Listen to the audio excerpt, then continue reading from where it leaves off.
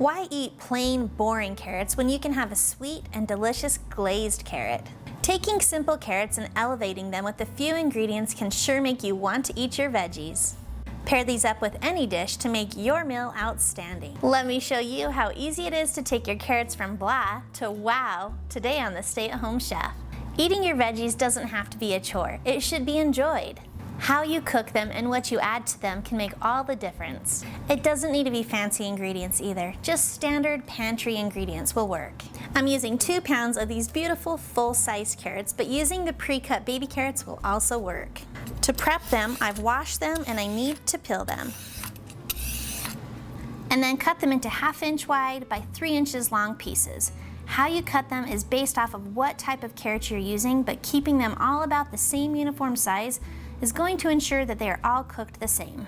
Once you've got your carrots prepped, we're going to head over to the stove, and in a large saucepan, add in your carrots and 1/2 cup of water, and bring that to a simmer over medium-high heat. Once it's simmering, lid that and let the carrots cook covered for 3 minutes.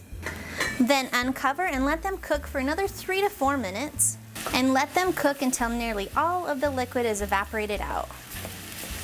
Then add in 5 tablespoons of salted butter, 1/4 cup of honey, and then 1/4 cup of firm packed brown sugar. Stir and cook this over medium-high heat for about 5 to 7 more minutes.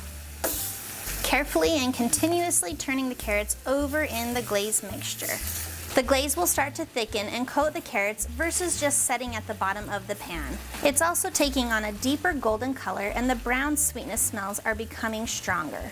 Once the sticky, beautiful mixture has coated the carrots and they're perfectly fork tender, remove them from the heat and give that just a touch of salt and you are ready to eat.